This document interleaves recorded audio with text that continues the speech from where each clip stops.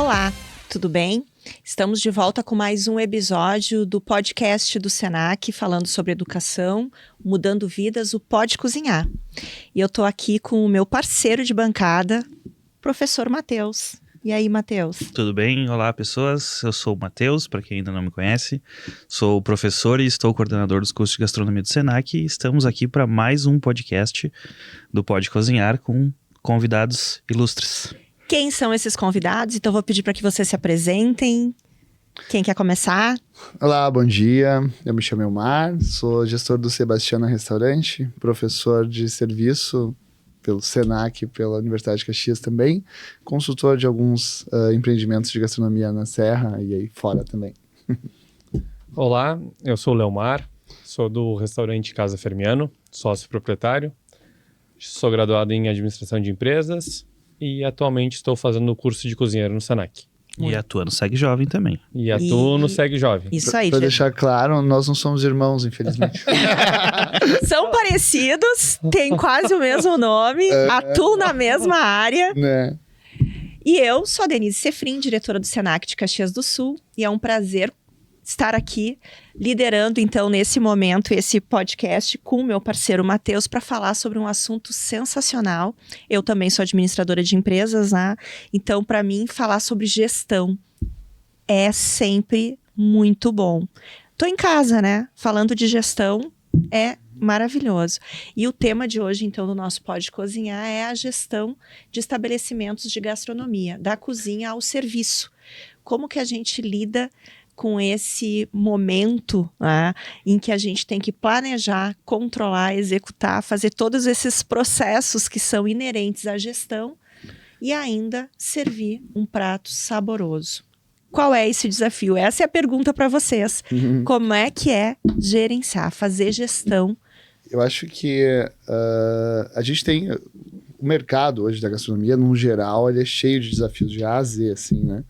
Mas acho que a grande que pega para todo lado que a gente ouve é realmente o turnover, né?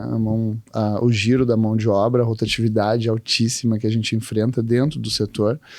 E eu acho que o resto todo, sim, um restaurante é uma empresa complexa como qualquer uma outra, e eu acho que nós finalmente chegamos em um ponto onde o nosso mercado local, principalmente, chegou um momento onde a gente começou a encarar a gastronomia, empreendimentos gastronômicos como empresas de verdade, porque a gente vinha de uma coisa no passado que restaurante sempre foi algo muito familiar, o pai ali no caixa, o filho correndo, a mulher na cozinha, então a gestão sempre ficou um pouco de lado.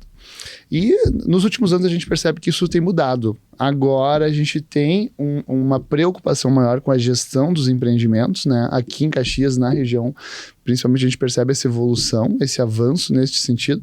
E todo o resto que se enquadra dentro da gestão, seja o teu CMV, o teu CMO, seja toda a tua parte de PCP, de compras, gestão de pessoas é onde o bicho pega. Porque nós chegamos numa coisa, eu me recordo, há pouco tempo a gente estava falando com uma empresa de RH e a menina nos disse assim, olha, o que nós disputamos com Caxias? A gente disputa com a indústria, segunda a sexta, uma média de R$ 1.800 salário inicial, se dá plano de saúde e odonto. É isso aí que a indústria faz de início. O que tu tem para bater com isso? E eu disse para ela na época, eu falei, cara, isso é muito fácil. Né? Bom, a grande vantagem é que eles não trabalham sábado e domingo, o que realmente a gente percebe na gastronomia como é um marcador contra, assim, né? E eu disse, mas salário, ok, a gente consegue resolver. Hoje nós temos dispositivos como a taxa de serviço, que permite que os colaboradores ganhem um pouco mais, né? Plano de saúde, odonto, a gente, como organização financeira dentro da empresa, a gente consegue ofertar isso para o colaborador, e isso se torna algo que reduz bastante, nos ajuda bastante na redução do turnover, né? Da rotatividade. Mas acho que a gente pode pensar em outros aspectos aí que reduzam mais ainda o turnover. Na minha opinião, a rotatividade alta é onde o bicho pega hoje no desafio da gastronomia. Acho que o Elmar pontuou bem é essa questão da gestão de pessoas, né? Acho que é um desafio hoje de todos os ramos, né? Que a gente acaba tendo que enfrentar. Eu acho que o caminho, né? O meu restaurante, a gente é um restaurante familiar, que desde 2017 eu venho fazendo essa gestão E que, desde que eu retomei, eu trabalhei um tempo na área bancária, né? E peguei muita coisa do banco, de certa forma, para copiar, né? Porque eu acho que a gente tudo Fazer um tem que benchmark. espelhar, né? Onde tá dando certo, o que tem de proveitoso. Quando eu voltei pro restaurante em 2017, o que eu percebi, os meus pais, na época deles, quando eles começaram o restaurante, era como tu mencionou. O pai, a mãe, o filho, eu desde criança estava dentro do restaurante e a gente foi tocando assim e sempre foi dando certo. Só que como tu falou, nos últimos anos, ou tu dá um passo à frente e começa a fazer uma gestão, começa a ter uma organização, senão é muito difícil sobreviver no mercado, né? E então, quando eu assumi em 2017, foi esse meu intuito. E eu, desde o início, quando assumi ali, foi a questão de valorizar quem estava com nós, né? Nós temos de certa forma, um benefício lá no meu restaurante, como é na UX, a gente abre de segunda a sexta-feira. Então a gente não tem esse desafio do final de semana, que é o que a gente ouve de colegas, de pessoas que estão no ramo da alimentação, que é as pessoas não querem o final de semana, elas querem ter o final de semana livre, né? Então, o que a gente tem esse benefício lá que não precisa trabalhar no final de semana, a não ser quando tem um evento, alguma coisa à parte. Então, a gente sempre procurou valorizar as pessoas que estavam com nós, só que a gente tem, de certa forma, uma rotatividade inerente. As pessoas, por N motivos, acabam, vou escolher outra coisa, vou parar de trabalhar, E a gente tenta o quê? Tá um passo na frente, entender o que é o problema daquela pessoa, o que a gente pode, às vezes, ajudar. Eu já tive com funcionários, por exemplo, para facilitar ele, eu tô com um problema no banco. Não, problema no banco, peraí, qual é o banco? Aí eu tenho amigos, conhecidos, com uma ligação, eu Às vezes dá aquele apoio. facilitei a vida da pessoa com uma ligação. Então, às vezes, o QI, que é o que indica, vale muito, né? E não é, às vezes, a remuneração, claro, é importante, todo mundo precisa ganhar bem, precisa conquistar suas coisas. Só que, às vezes, é aquele negócio, uma mão ajuda a outra, vale a pena, tu consegue. E eu, com a questão do meu restaurante familiar, hoje ainda trabalho o meu pai, a minha mãe e o meu irmão, né? No restaurante. E eu tenho ainda esse desafio familiar, né? Que é muito complicado. Que é trabalhar em família. Tu não consegue A gente nem vai entrar nesse contexto aí, porque... Mas, falando da questão de gestão do restaurante, tu administrando tudo isso é um desafio. Mas é aquele negócio, tem as suas vantagens. Tu vê uma pessoa se alimentando lá, tu levando a família, e nós estamos há 24 anos. As pessoas que iam lá adolescentes, hoje vão com seus filhos e, enfim, tem toda uma questão de tu ver as famílias se desenvolverem, a comunidade em geral passar pelo teu restaurante. Então, isso é um prazer que não tem como tu medir, tu não tem como mensurar, né? A grande questão... o nosso podcast, né, a nossa discussão aqui, o porquê que existe o podcast, porque nós chegamos a um consenso que a cozinha, ela é muito mais ampla do que as bocas do fogão, tu entende? Ela esse ato de cozinhar, ele envolve muitas questões, e olhando então para o negócio em si, né, para um estabelecimento comercial que serve alimento, independente do tamanho, do público, do posicionamento, da segmentação que ele tiver, ele tem outras questões que extrapolam a doma, né? Extrapolam ali o ato de picar a comida, de cozinhar de fato. E essa impacta na entrega do produto ou do serviço. Tu que é uma pessoa que ensina serviço, né? Sabe o quanto isso vai influenciar na satisfação do cliente. Às vezes até mais do que um prato que é servido frio, por exemplo. Então, às vezes tu até releva se tu foi muito bem servido, se o sabor tá bom, mas se tu foi mal atendido, se tu não foi cobrado da forma correta, se o ambiente não tá limpo, se tu viu que o produto que foi servido não é de qualidade... E isso tudo é gestão de fornecedor, é gestão de pessoas, é a própria gestão do cardápio, do serviço, né? Então, quanto isso vai impactar na insatisfação, né, daquele composto que foi Aqui, feito. antes do Elmar começar, eu abro um parênteses, né? Que todo mundo que tá assistindo sabe que existe aquela eterna rixa salão-cozinha, Salão né? cozinha. Que eu acho uma besteira, mas tudo bem. Sim. Mas eu aprendi com um garçom, talvez o Elmar conheça, que um bom atendimento segura um chefe medíocre. Medíocre no sentido de mediano. Que serve feijão com arroz, Yes. vamos no... Mas um garçom medíocre não segura um bom chefe. Não, verdade. Então é necessário essa gestão, né? Sim. A ideia, né, do podcast, só para finalizar minha fala, foi justamente isso. A gente vai ter muito conteúdo de como fazer. Aham. Mas e as vivências? Como é que funciona? O cozinheiro, ele pode ser o melhor cozinheiro do mundo. Fazer pratos excelentes. Mas, e aí? O que eu faço? Hoje nós temos uma briga muito grande de egos, né? Sim. Muitos, seja por programas de televisão, pela glamorização da gastronomia, hoje nós temos um problema dos alunos de gastronomia, os chefes, muitas vezes chegando para nós com conceitos assim totalmente fora da realidade, né? Eles chegam com o ego muito elevado, porque agora eu sou jacan, sou latala da Não vida. preciso lavar louça. Eu não vou lavar uma louça, porque não digo lavar uma louça, porque para isso tem uma pessoa, né? Mas, lavar uma talher, alguma coisa que tu precise. Então, eles têm esse alto ego que chega da gastronomia, dos alunos de gastronomia dentro da cozinha, também se torna um desafio, porque aí eles vão bater de frente com o serviço que lá está. E é preciso entender que os dois remam no mesmo barco, né? Com certeza. A gente tem que trabalhar para que isso acabe de vez nos nossos empreendimentos. E isso aí bate dentro de um outro gancho que eu queria falar, que é a cultura. A cultura empresarial dentro dos restaurantes precisa existir. E falando de cultura, quando o restaurante é familiar, esse é um grande ponto.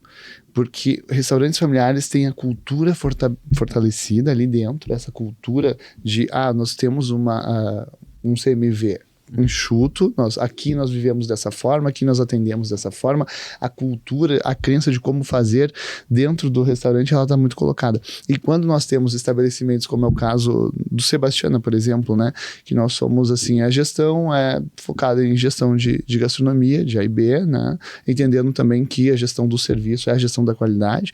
E nós temos o chefe, a cozinha inteira formada em gastronomia, né, os nossos garçons ali, dos que passaram, nós já formamos 3 sommeliers dentro da casa. Hoje nós temos mais um estudando Sommelier Rio, bartender ganhando prêmio. Então, já teve finalista da competição do Senac, Senac. Então, quando se trata de ego no Sebastiana, a gente tem que remar para juntar todo mundo junto. Então, a gente começou a trabalhar alguma coisa do tipo, olha, eu sempre falei muito para eles, eu digo, quando a gente fala de serviço ele é preto e branco. Ele é muito claro. É o preto no branco. Serviço, eu vou lá pegar o prato na boqueta, eu vou levar, vou entregar para o cliente na hora. Serviço, ele é reto, ele tem que acontecer. Eu tenho que estar com o meu mise en place pronto, eu tenho que entregar, eu tenho que ser eficiente. Serviço é isso, serviço é eficiente. Serviço é preto e branco. Hospitalidade não. Hospitalidade é colorida. Hospitalidade não está escrito. Aonde que eu entro dentro desse limite do que eu posso e o que eu não posso fazer? Então, quando a gente fala de serviço lá na frente, o garçom tem esse conceito que eu tentei colocar, pelo menos para os nossos lá do Sebastiana, que é hospitalidade é colorida, ela não está escrita, mas tu tem que ter bom senso até onde tu vai usar ela. Sim, ela vai se adequar a cada cliente. Cada cliente tem né? uma demanda, tem uma necessidade. Exatamente. E aí, essa crença do salão vai de encontro, aí nós vamos ter a cozinha com as suas crenças. Então a gente tem as primeiras discussões de salão com cozinha. Se o salão entende que a hospitalidade ela não está escrita, ela é colorida, e o cliente diz assim, mas eu não como assim, dá para fazer assado? Qual que tu acha que é a resposta do salão? Claro que dá pra fazer, porque a hospitalidade aí chega lá na cozinha. Aí chega na cozinha. Por quê? Não, mas por que tu mexeu no prato assim? Então, isso são algumas pequenas birrinhas que a gente precisa trabalhar no dia a dia. Gestão de pessoas. Gestão de pessoas. E aí eu digo, o que nos ajuda muito é a cultura interna. Nós temos que ter uma cultura. Inserir a cozinha dentro do salão, quando eu contrato um garçom novo, eu deixo ele 15 dias na cozinha. Então ele fica lá 15 dias, descascando batata, ajudando os chefes, porque ele aprende aonde é que o sapato aperta. Né? Uma ideia de algo que funciona, que pode ser feito nos outros restaurantes, é trazer a cozinha para o salão também. ter o teu chefe, que ele saiba a localização das mesas. Mesa 23, onde é que é isso? O teu chefe sabe onde é que é. Sabe que é distante. Aquilo. Isso, de certo modo, cria uma empatia para eles, do tipo, eu não vou largar um prato na 23, e aí, sendo que eu tenho outro prato na 24, que é do lado uma da outra, e é longe pra caramba, cria empatia entre setores, né? Então, o fortalecimento da cultura, eu acho que é super importante dentro da gastronomia hoje, pra gente acabar com a briga de salão e cozinha. Fortalecer a cultura. Cultura é hospitalidade, é colorida. Ela não é preto e branco. Então, sim, eu vou fazer requisições que não estão na cartilha. Né? Eu acho que o que o Elmar fala de empatia é o que faz realmente o negócio dar certo, né? Porque todo mundo remando pro mesmo lado, erros vai acabar acontecendo. E não é por vontade de ninguém. Ninguém sai, acho que, de casa dizendo assim, hoje eu vou errar pra ferrar com alguém, né? Então, tu tendo empatia com o colega, de saber, olha, hoje tá mais corrido na cozinha, faltou alguém, tá acontecendo algo diferente, e a mesma coisa se acontece no salão, como tu fala, né? Todo mundo olhando no entregar um prato, uma comida de qualidade, vai ter um resultado muito bom pro restaurante, né? Então, eu vejo dessa forma. A empatia é tudo, né? Tu conseguindo se colocar no lugar do outro, no lugar do cliente, no lugar do colega, tu vai conseguir encontrar uma alternativa. Porque, como tu falou, às vezes o cliente quer algo diferente, tu conseguir ver com a cozinha o que tu consegue entregar, o que tu consegue fazer, e muitas vezes todo mundo com pressa. O tempo hoje em dia, todo mundo quer para ontem. É o cara que manda mensagem no WhatsApp, ele quer comida. Ele quer a resposta em seguida. Então, a gente tem que ir encontrando meios de automatizando, mas com o calor humano, né? Porque tudo que tu bota um robô, eu digo, ninguém gosta de falar com robô, né? Porque tu não tem aquele calor, não é colorido, como tu falou. Tu não tem aquela... Em muitas funções é necessário, Só que nem no restaurante, é muito pessoal. É muito de olho no olho. Então, se tu puder ir explicando pro cliente... fazendo isso bem pessoal, tanto pelo WhatsApp como pessoalmente, é um diferencial. Eu tenho um amigo que diz que ele, no restaurante que ele liga e cai já numa caixa, numa mensagem automática, digite 1 para tal, ele já desliga. Ele quer ouvir o alô, ele quer ouvir a outra pessoa do outro lado da linha, né? Então, como às vezes a gente está evoluindo para um caminho de automatização, só que como é importante o pessoal, as pessoas, né? Essa definição dos papéis de cada um dentro do negócio e estabelecer um bom fluxo de trabalho, que foi o que vocês colocaram, entender quem cada um tem, o que cada um faz, né? E fazer com que esse fazer se complemente. Que ele não seja algo que conflita, que vai causar o conflito, né? Isso é benefício para o próprio negócio, mas sobretudo para o cliente, né? No programa que a gente gravou antes, no podcast anterior, que foi com a Márcia, que representou aqui o SEG, e a Michele, que representou o Sebrae. Se alguém não assistiu, eu digo que é uma boa oportunidade de tu voltar ao programa e ouvir, porque tá muito legal. Nós conversamos sobre ecossistema, sobre o ecossistema da gastronomia, né? Sobre a importância de identificar os papéis dessa cadeia produtiva. E agora a gente está falando sobre a identificação dos papéis dentro do próprio negócio. Então, o quanto é importante eu saber qual é a regra do jogo para que todo mundo possa trabalhar para marcar um bom gol, né? Não é só marcar um gol, é para marcar um gol bonito também, porque essa plástica também faz a diferença, né? Então, levar o gol do ano, sabe? E realmente demarcar o seu território dentro dessa grande cadeia que é a gastronomia da nossa serra, falando aqui de Serra Gaúcha. É isso, Matheus? Exatamente essa questão. O ecossistema ou a própria gestão da cozinha, isso eu friso bastante, né, e comento, que eu acho que a gente, às vezes, a questão do ego nos afeta tanto, que às vezes vou usar eu como a maioria dos cozinheiros e chefes da cidade, que na minha cabeça, eu não dependo da louça. Eu não dependo disso. Mas a que custa eu vou entregar um prato bonito?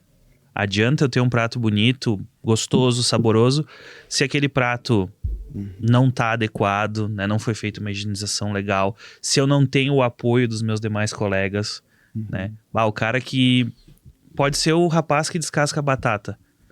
É um trabalho extremamente simples, mas ele tem o seu valor dentro da cadeia. Se a batata não estiver bem descascada, eu vou ter um prato com uma apresentação ruim. Óbvio que eu estou sendo extremamente superficial. Mas é justamente essa questão, é entender que dentro dessa rede da cozinha, todo mundo depende de todo mundo. Que nem tu falou, uma frase que eu escuto às vezes, né? Enquanto professor e também enquanto fui aluno. Eu não estudei para lavar louça. Gente, por que eu vou pegar cada coisa que eu fizer e vou entregar pra louça lavar uma tábua, sendo que eu posso virar as costas, lavar e continuar usando? Isso acelera o meu trabalho, beneficia o colega, que também eu acho que além de salários, etc., às vezes é essa ideia de eu sou o chefe, eu sou o mais importante.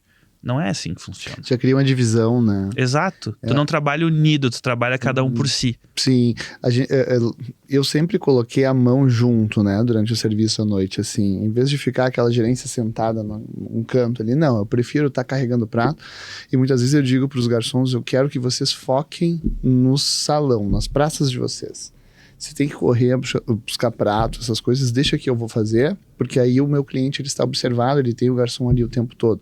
Então, eu prefiro que eu corra do que vocês fiquem. E é aquela coisa do exemplo que arrasta, né? Porque tu vê a tua gestão fazendo esse tipo de coisa.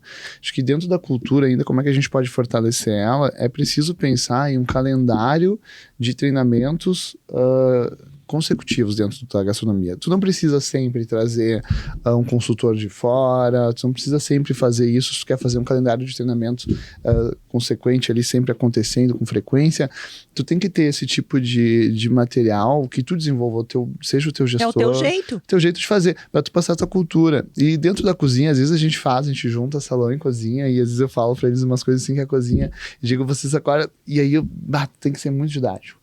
Porque eu quero mostrar pro chefe como que o salão vê e a gente juntar este mesmo ponto de vista no que nós estamos fazendo. E eu digo para eles, eu sempre falo sobre experiência. Eu digo, olha, o que nós fazemos, todo mundo fala, vendo experiência, vendo experiência, vendo experiência. E eu vejo quando a gente fala de vendo experiência, tu olha pra cara do cozinheiro, tu olha pra cara do garçom, muitas vezes eles estão assim... O que é isso? Mas o que é experiência? E aí eles pensam, olha gente, vocês já foram a Gramado, tá andando na rua, tu passa, tem aquele restaurantezinho bonitinho lá, tu olha e diz assim, nossa, que legal, vamos entrar. Por que é esse que Pega a tua namorada e vai. Tu foi atraído pelo ambiente. Aí quando tu entrou lá dentro, alguém veio te recepcionar. Tu teve contato com o serviço. E por fim, tu provou o produto. Então, experiência nada mais é do que uma junção de ambiente, produto e serviço. Então, quando eu digo para eles nos treinamentos, eu digo, gente, gurizada, o que nós estamos fazendo aqui é vendendo experiência, nós estamos vendendo ambiente, produto e serviço. Quando a gente junta esses três fatores, nós temos de fato o que é a experiência, o que o Sebastiana vende. Então essas brigas de vocês, essas birrinhas do que não dá para fazer, até onde eu posso ir ou não, isso é muito abaixo do que a gente fala de experiência. Então a gente vai criando essa cultura, fomentando isso diariamente, mostrando para eles, e cada um entende que dentro de uma operação eu tenho papéis diferentes, mas que somados tudo isso forma aquilo que a gente tem como finalidade de entregar para o cliente, né? E, gente, quanto pesa na entrega desse produto final uma cozinha muito bem planejada? Eu tô falando fisicamente mesmo, sabe? A estrutura, porque isso também é gestão, né? É o processo, é o fluxo de trabalho dentro da cozinha. Porque talvez para alguém que tá começando o curso lá com a gente, lá no Senac, e que não tenha tido experiência anterior no chão da cozinha, né? Trabalhando numa cozinha de verdade, no dia a dia, só conheça a cozinha da sua casa e acha que seria uma profissão legal, não tem a noção da importância desse fluxo. Eu quero que vocês coloquem isso daí. O quanto é importante tu pensar fisicamente a estrutura para tu ter uma boa gestão do ambiente da cozinha em si. Bom, a gente lá no restaurante, como qualquer negócio, foi começando pequeno e foi crescendo. E à medida que foi crescendo, não foi da forma mais adequada, era da maneira que... A gente vai fazendo os puxadinhos, né? Isso aí é em qualquer lugar. E aí, o que aconteceu? Em 2020, um pouquinho antes da pandemia, a gente resolveu fazer uma reforma e reestruturar porque estava vendo a necessidade que o fluxo que estava... A maneira que estava acontecendo não estava mais ok. Então, a gente fechou durante 30 dias. E durante aqueles 30 dias, eu fiquei dentro do restaurante com um pedreiro, com um pintor, com um eletricista, e com os arquitetos, reformando, só que eu tinha 30 dias, que eram os 30 dias que eu tinha programado para as férias, para fazer toda aquela reforma. E foi quando a gente deu uma repaginada boa no restaurante e conseguiu organizar um fluxo melhor, né? A gente hoje tem uma cozinha muito bem... ela é compacta, mas tem tudo lá dentro. Tem para as pessoas que trabalham lá dentro de forma agradável, né?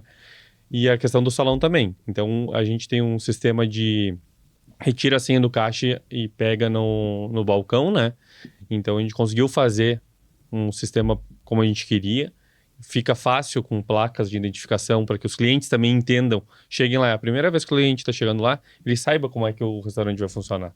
Então, essa reforma foi muito importante para a gente organizar o fluxo, né? Porque senão tu vai só empurrando e não organiza, né? A cozinha profissional, ela tem as suas maravilhas, né? Que eu digo pros guris, eu chego lá, porque muitas vezes a gente fica no restaurante 12, 14 horas por dia, né? Porque tu vai fazer outras coisas de dia lá, e eu tenho que almoçar por lá, e o restaurante não abre à noite, não abre ao meio-dia, que é o caso do Sebastião. Eu, cara, eu não consigo fritar um ovo nessa cozinha. Porque, primeiro que assim, as frigideiras que os cozinheiros adoram, que é essa frigideira pesada de fundo triplo, cara, isso aí é horrível trabalhar com isso. Em casa não dá, mas nos restaurantes eles adoram. E a gente compra porque a gente sabe que é importante para eles. Depois ligar aqueles fogões, né? Já é um outro assunto.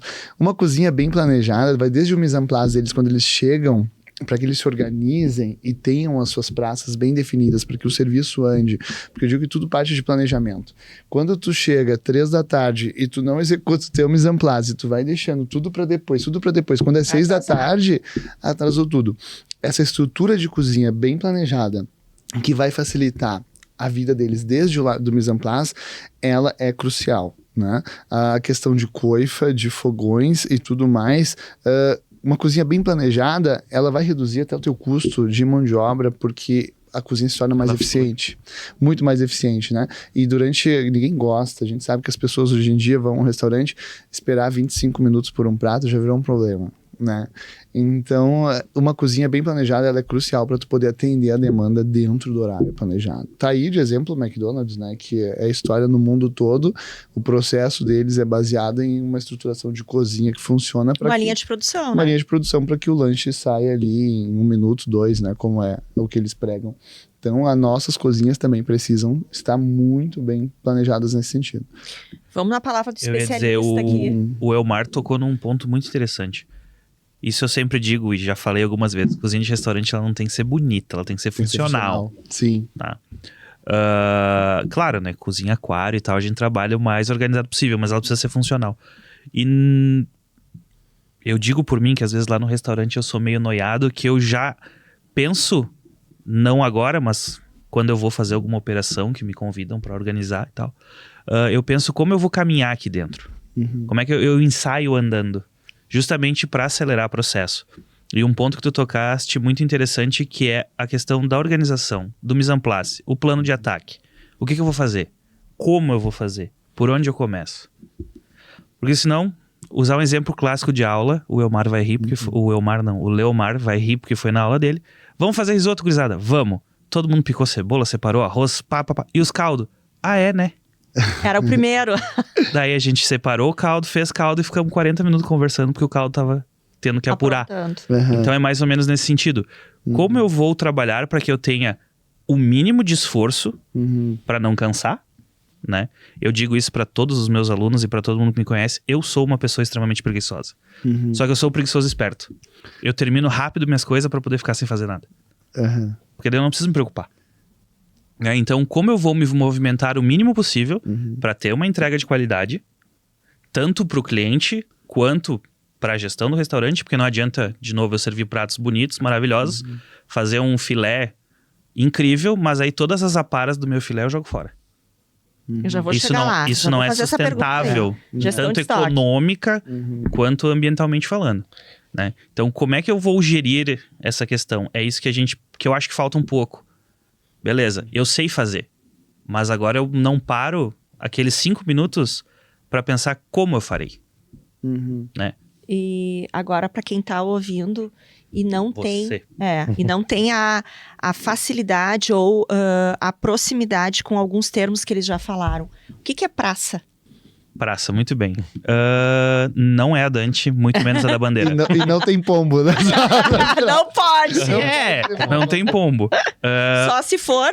O que a gente chama de praça... Nossa, preparado, né? Preparado. O que a gente chama de praça, tanto no salão quanto na cozinha, são as divisões dos ambientes. Então, a gente tem a praça dos frios, que vai cuidar de salada, sobremesa. Tô sendo bem macro aqui, né? Tem a praça dos quentes, tem a praça dos grelhados, a praça da fritura, etc, etc. São os pontos e são as subdivisões do nosso serviço. No salão aí também é como o Elmar explica melhor, né?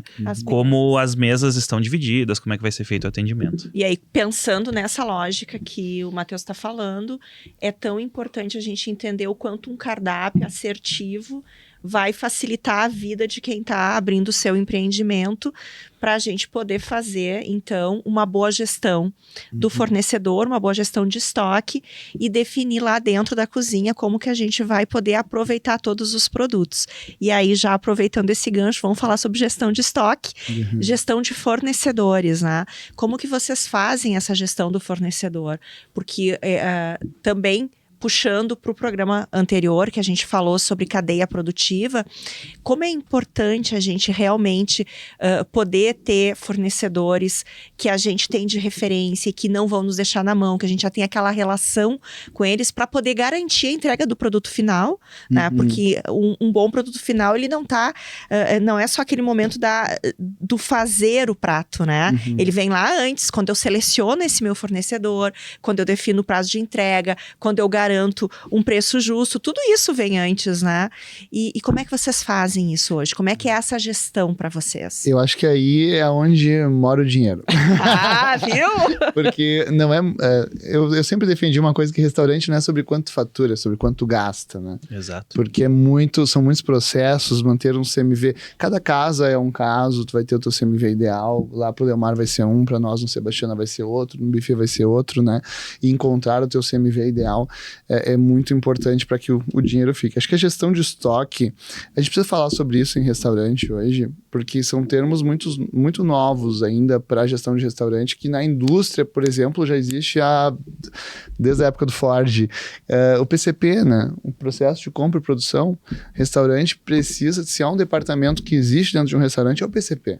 E entender que o processo de compra e produção, ele vai passar no teu controle de estoque, seja pelo teu planilhamento, seja pela forma como tu conta o teu estoque, o balanço que tu faz, né? Até de fato tu ir para a compra. A gente trabalha hoje com um processo que envolve assim, é feita uma análise do sistema, se vai até o sistema, entra ali e digita lá o período de referência, por exemplo, 1º de novembro a 15 de novembro, se pega as datas do que foi vendido dentro desse menu. Baseado nisso é feito um cálculo do que eu preciso comprar para fazer a mesma venda no mesmo período seguinte, dos próximos 15 dias. Então aí esse é o planejamento, o chefe se planeja, ok, para vender X bacalhau eu preciso comprar tanto. Então ele vai fazer isso, ele vai para o sistema de novo e ele emite a ordem de compra. Feita a ordem de compra, vem para um grupo onde a gestão está acompanhando, a gente avalia tudo que eles estão pedindo e aí em seguida a gente passa para o fornecedor entrega. Então o nosso PCP, a nossa programação de compra e produção ela é feita assim, né? Esse controle ele é muito crucial e dessa forma a gente consegue organizar. Depois uma negociação de prazo com o fornecedor é sempre bem-vindo. Acho que o bom fornecedor tu precisa pensar em no mínimo 28, 30 dias de prazo, isso ajuda, isso fortalece as parcerias e é bom pro moral, né? Então uma boa negociação de prazo com o fornecedor, o desperdício, o wasting dos restaurantes também a gente precisa ficar em cima, aquilo que está no cardápio, o que eu posso usar dos pratos principais para criar entradas, né? Como é que eu posso utilizar isso também para eventos, evitar o máximo desperdício dentro do restaurante é crucial. PCP, compras, salva vidas, né? Bom, eu já queria, entrando já na questão de gestão de estoque, que eu estou fazendo o curso de cozinheiro no Senac. Uhul. E foi algo que... Sim, ele é meu aluno, pessoal. Foi algo bem importante porque eu estava lá na frente do restaurante, eu não estava dentro da cozinha. E foi algo bem importante que eu venho aprendendo, a questão de aproveitamento, de ideias de cardápio, enfim, Tá sendo bem válido para mim essa experiência no Senac. E já aproveito que tudo, como eu falei antes, tudo caminha junto, né? Então, o planejamento de compras vai te facilitar para a cozinha. Então, a gente tem épocas sazonais lá no restaurante, que, por exemplo, as férias da universidade. É quando o movimento dá uma diminuída. E uma coisa que eu ouvi dentro do Senac, que é verdade lá dentro do nosso restaurante, a gente preza por uma comida bem caseira, uma comida assim como se fosse da mãe, da nossa avó, e que o tempero não é custo, é um investimento. Então, tu tendo um tempero bom, temperos frescos, isso não é um custo, e sim um investimento que tu vai ter para que tu tenha uma comida de qualidade. Então, a gente preza muito lá isso. A gente procura o quê? Trabalhar com alimentos frescos.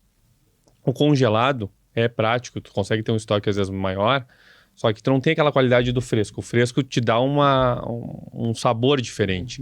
Então, a gente procura o quê? Ter fornecedores, e a gente percebeu que nem com as chuvas agora. Graças a Deus, todos os fornecedores conseguiram nos entregar. A gente não ficou sem insumo. Então, a gente procura ter 2, 3 fornecedores, mas sempre tem aquele com o preço melhor, com um prazo de pagamento bom. Então, tu vai criando um relacionamento para quê? Para que tu consiga ter o teu insumo. Ter essa mobilidade. E assim, tu não consegue ter um estoque grande. Eu não tenho um espaço de armazenamento grande. Então, eu consigo receber frango todos os dias. Pedindo até às 4 da tarde, no outro dia de manhã tá lá no restaurante. Então, a gente procura o quê? Ter esses fornecedores com entrega, de certa forma, rápida, né? E com preço que a gente consiga. Então, a gente vem sempre com essa pegada, né? E graças a Deus vem dando certo. Hoje em dia facilitou muito a história de WhatsApp. Tu manda uma mensagem pro vendedor, ele te passa preço.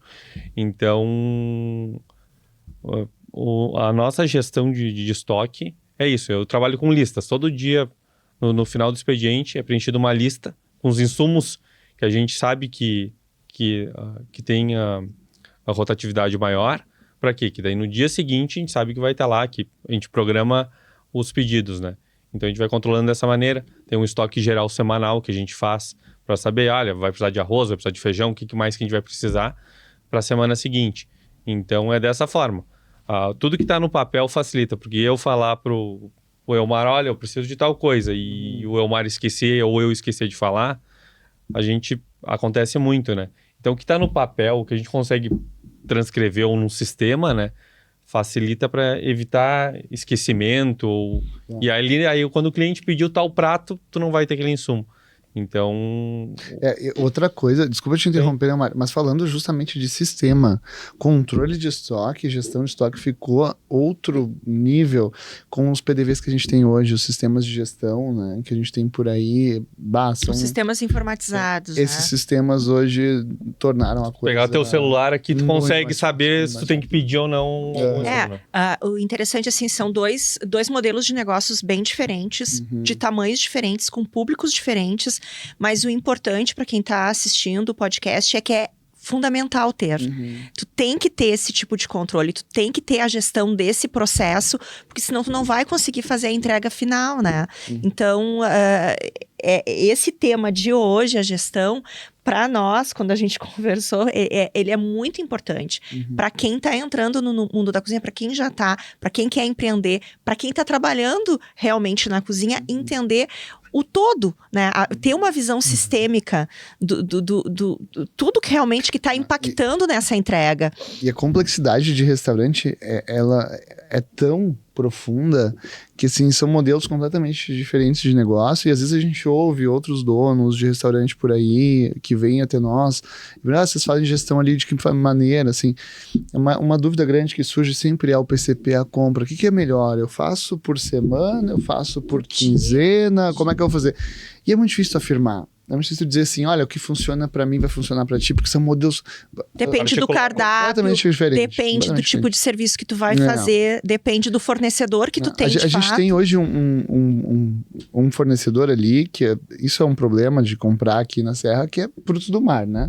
A gente tá em Caxias, é difícil, a gente sabe que Caxias se come bem. Isso é sabido há décadas. E aí, quando a gente fala de frutos do mar, produzir em Caxias, tu precisa de um planejamento maior.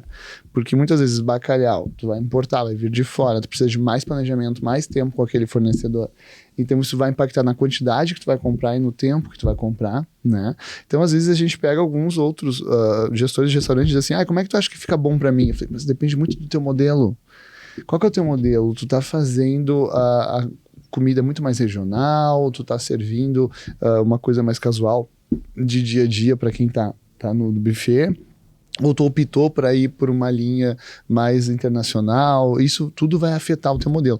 E depois, claro, o teu planejamento de pagamento, planejamento financeiro é afetado diretamente pelo estoque, pela compra. Como é que tu tá comprando, como é que tu tá saindo isso do teu caixa para pagar, né? E aí a gente já vai entrar numa outra gestão aí, que é importante, que é a gestão da venda. Tu quer falar alguma coisa? Eu ia comentar só uma coisa, enquanto eu ouvia os nossos colegas, que eu acho que a gestão do estoque, ela começa antes mesmo, tá? Quando tu vai criar o menu. Né? Total. Por quê? Eu não preciso ter inúmeros insumos. Vamos usar um exemplo bem básico, carne. Eu não preciso ter quase que uma planilha de açougue no meu estoque. Mas o que eu vou fazer com aquele filé? Me sobram as aparas. Beleza, o que eu faço com essas aparas? Uma entrada? O recheio para uma massa? O que eu faço? Não é a quantidade de receitas, a quantidade de preparos que contam, na minha opinião. Eu acho que o que conta é o que eu sei fazer com o meu insumo. Sim. É a consistência que é aquilo que eu falei. É o pensar. Eu iria até um pouco mais longe, hein? Eu diria que é aí que tu separa os meninos dos homens. Porque é aí que tu separa o chefe daquele aluno recém-formado que quer ser o chefe, né? É o teu jogo de cintura, é o famoso... É o business. Give your jumps, dá teus pulos. Com certeza. Isso é uma coisa que eu ouço bastante. E que eu também repito para os alunos. Cozinha não tem tempo nem dinheiro sobrando. Tá? E o lucro do restaurante, né, isso eu falo em aula, comida paga conta. A partir do momento que tu enxerga o teu estoque ou a tua compra como fonte de renda também, tu começa a ganhar dinheiro. Então o que eu faço com isso que me sobra? Desperdício? Faço comida dos funcionários? Não, vamos tentar monetizar em cima, né? Beleza, me sobrou as aparas do filé, vou fazer o quê? Me sobrou as aparas do entrecô, faço o quê? Prefiro comprar carne com osso ou sem osso? O que é mais em conta? Em osso. Mas aí o que eu faço com o osso? O osso é desperdício. Se eu souber usar, faz demi-glace. Faz demi-glace. Né? Então são essas formas de quando eu enfim, né? Vou montar o cardápio do restaurante. O que eu preciso pensar? Pensar os meus pratos, mas de que forma as sobras, no bom sentido, destes pratos podem ser reaproveitadas. Reaproveitadas pode virar uma entrada, pode virar um recheio, pode virar um petisco. Às vezes não tem muito o que fazer, né? É que nem eu brinco que lá no restaurante, quando a gente faz pastel, são os pastéis muito chiques. Porque é tudo com retalho de filé mignon. O recheio não fica tão legal, porque o filé mignon não tem muito gosto. Mas...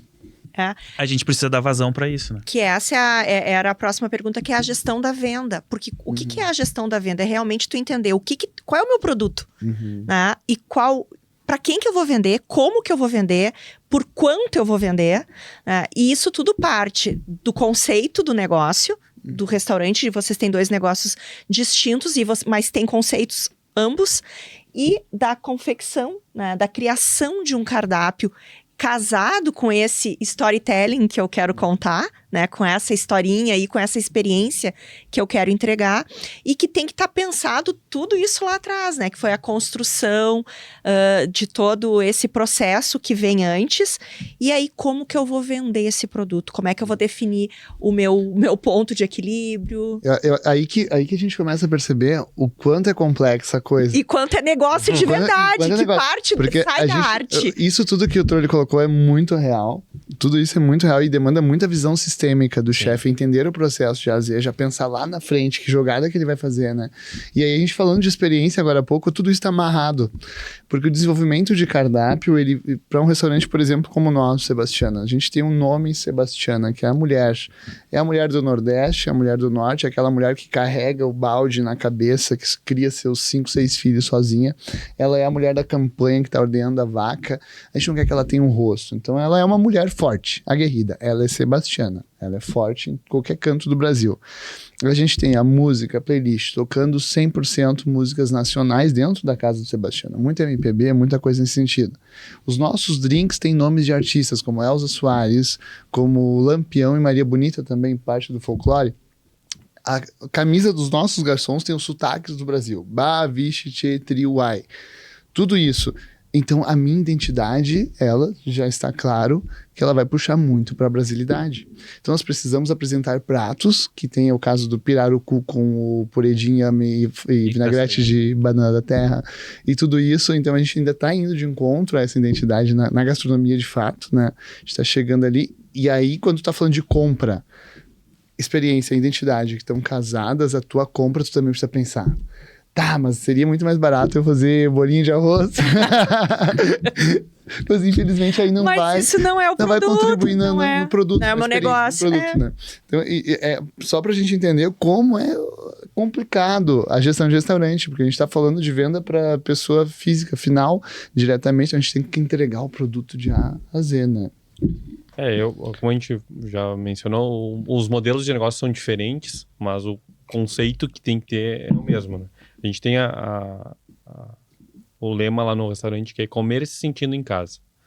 Então, como a gente está na frente de uma escola, os alunos têm 1 hora de intervalo entre a manhã e a tarde. Então, não tem tempo de ir até em casa comer. Então, o restaurante tem o propósito de comer se sentindo em casa para eles se sentirem, terem o arroz, o feijão. Então, toda aquela comida que tu teria em casa, tu ter lá no restaurante. Então, a gente busca muito isso de ter um ambiente acolhedor, um ambiente... e é como os funcionários que vão lá comer. Eles também não têm tempo de ir em casa, às vezes estão na correria. Então, é esse intuito de tu criar a experiência, né? E de ter um preço, que nem nós temos a questão do dia a dia. Aquilo que eu digo, quando tu vai... Convencional. Vai a Gramado, por exemplo, tu não vai se importar de pagar um prato X valor. Uhum. Mas no dia a dia, a pessoa pensa em economizar. Olha, eu vou gastar X por dia, vou ter... Isso está dentro do meu orçamento, né? Então, a gente tem muito essa questão de se preocupar e ver, olha, a gente tem que ter um preço competitivo, a gente tem que ter uma margem para poder ter os clientes ali com nós, né? Mas eu acho que a grande questão não fica nem sempre no valor. Tá? Aqui eu vou parafrasear Mamadou. Uhum. Não é todo dia que se come caviar. Exatamente. E também dentro da gastronomia, tu tem 2 mundos completamente diferentes, tá? Por que em Caxias hoje nós não temos buffets à noite? Muito raro, dá certo um buffet à noite. Porque é muito raro também que restaurantes que vendem buffet ao meio-dia não conseguem trabalhar à la carte à noite. O caxiense, nós temos uma matriz industrial muito forte. Uma matriz que nos diz o seguinte: durante a semana de segunda a sexta eu preciso comer bem, comer barato, comer rápido. Bastante. Porque eu preciso voltar para a labuta já. Então, o trabalho é árduo, então eu preciso de bastante. As operações ao meio-dia, elas não vendem experiência, na minha concepção. Operações ao meio-dia, elas vendem conveniência. É diferente, eu preciso ser conveniente. Então, entender que se eu quero abrir um restaurante ao meio-dia neste mercado, e pense nisso, mas eu quero trabalhar a experiência, vou vender caviar na terça-feira ao meio-dia, meu amigo em Caxias do Sul, desculpa. Não vai, com então não dá. Não. Aí quando tu opta pela noite, pela la carte à noite da alta gastronomia, aí de fato você está vendendo experiência. Então é muito mais difícil tu ser um restaurante de alta gastronomia à noite, de à la carte internacional, e tentar entrar no mercado do buffet ao meio-dia, as pessoas não vão te encarar assim. Uma das 2 operações tu vai perder. Uma delas vai perder. E daí a gente tá na gestão de marketing. Gestão de marketing. E aí, ou se tu é um buffet ao meio-dia e quer tentar entrar no à la carte à noite, já perceberam como é difícil em Caxias? Aí tu é obrigado a refazer, criar uma nova marca, abrir um outro restaurante só de à la carte.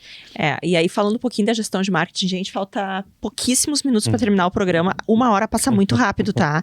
É a última pergunta, com certeza, e daí a gente já vai passar pro final ali, para as considerações finais de cada um. Mas falar um pouquinho sobre essa questão da gestão de marketing, né?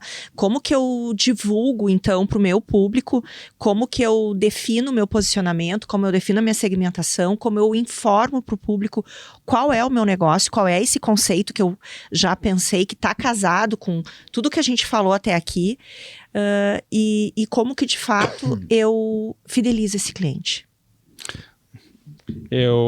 Lá no restaurante a gente abre às 7 horas da manhã e vai até às 8 horas da noite. Então a gente tem desde o café da manhã ao jantar. Então a gente procura utilizar as redes sociais, né? Que é o Instagram, Facebook e o WhatsApp, para se comunicar com o cliente. Esse é o nosso a ferramenta de marketing que a gente usa. E lá também tem bastante boca a boca, né? Ela é a indicação. O aluno que está chegando na escola... Vai perguntar, onde eu vou? E assim a gente vai indo. E aí a questão é o quê? A gente procura servir aquela comida, como eu já mencionei. É uma comida caseira, para o cliente chegar lá, saber o que vai comer todos os dias. Então, eles gostam de previsibilidade. Tu mudar todo dia o teu cardápio não dá. Então a gente sabe que todo dia arroz, feijão, massa, carne vai ter no buffet. Então o cliente... É um cliente muito conservador, né? O caxiense é... Então a gente busca fazer dessa forma, né? Uhum. Bom, nós temos todo um trabalho que a gente faz ali do marketing, né? A gente tá hoje com 27, 28 mil seguidores no Instagram. Então a gente entendeu que precisa comunicar muito certo, tem que ser muito assertivo quem é que vai consumir o nosso produto, né? Então nós entendemos que assim, não há um público hoje com uma demanda para o nosso produto em Caxias, um público jovem, né? O público de 18, 19, 20, ele não vai consumir o Sebastiana, né? Então nós partimos desse entendimento. Depois também a parte da experiência, da playlist do que a gente faz, do nosso produto, traça já um perfil. Já fica muito claro quem é o cliente que vai consumir o nosso produto. É um cliente que vai ouvir muito MPB, é um cliente que já está com seus 30 a mais, é um cliente que valoriza o tempo, ele entende que gastronomia não é só comida, e sim a experiência como um todo, né? E aí nós traçamos um plano de marketing muito claro, a gente investe em vídeos, a gente cria 2, 3 vídeos bem profissionais por ano, né? Constantemente, toda semana, a gente faz a criação com profissionais de fora que fazem as partes de stories para Instagram e tudo mais.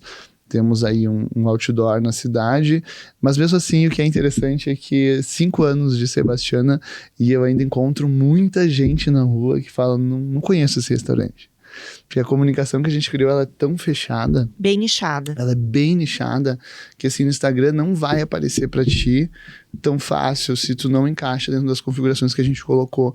O meu irmão tem 18 anos e ele diz, cara, pô, tu tá lá no restaurante, tu acredita que nunca apareceu pra mim nada do Sebastiano? Eu falei, tu tem 18 anos, tu tá dando like em carro rebaixado. Então tu não vai consumir Belchior e Elis Regina. Então se tu pesquisar Belchior e Elis Regina... quem? Se tu pesquisar Belchior e Elis Regina dentro da área de Caxias, provavelmente eu comece a aparecer pra ti. Então essa configuração de mídia, isso graças a CZ, parabéns CZ, ela faz um ótimo trabalho na configuração, mantém ali o nosso perfil. A gente já brincou no passado em mudar um pouco a configuração e começou a vir outras pessoas também e foi muito legal. A gente sentiu e aí vai pro terceiro ponto, que é aquilo que tu falaste, que é a fidelização, né? Hoje nós temos 80% dos nossos clientes, eles são clientes fiéis, que são quem mantém o negócio. E a gente tem ali uma taxa de, eu diria que uns 20%, talvez agora no final do ano aumente um pouco mais, uns 35%, 40% dos clientes que vêm são clientes novos que querem conhecer a casa, né? E aí nós vamos para a parte da fidelização. E aí precisa ter um entendimento também sobre este público. Aí a gente vai para outro lado, que é criar um produto. Sempre disse para os meninos, o Sebastiana não é para ser um restaurante formal. A gente não quer ser visto como o Ritz Paris ou uma coisa de colete e gravata, não. Eu acho que o mercado já elitiza demais para isso e nós não queremos assustar as pessoas. Então a mensagem que a gente quer passar é: venha, brasilidade, é informal, senta, come, curte ali, vai viver uma experiência a mais completa possível. Então a gente trabalha de uma forma a receber a todos que vão e vêm conhecer o Sebastiana, né? Uhum. E é basicamente isso que a gente faz ali no marketing. É um trabalho pesado ali, viu? E aí, meninos, gostaram de participar do podcast? Foi um prazer, muito obrigado pelo convite. Gostaria que vocês deixassem a mensagem final de vocês, deixem para a câmera aqui, façam um merchan, digam onde encontrar, deem dicas para as pessoas que estão empreendendo. Bom, eu queria agradecer ao Senac e a esse podcast que está vindo, acho que para revolucionar o mercado da gastronomia e convidar a todos que estão assistindo a conhecerem a Casa Fermiano. Fica lá no bairro Petrópolis, aqui em Caxias do Sul. A gente abre de segunda a sexta, das 7 da manhã às 8 horas da noite.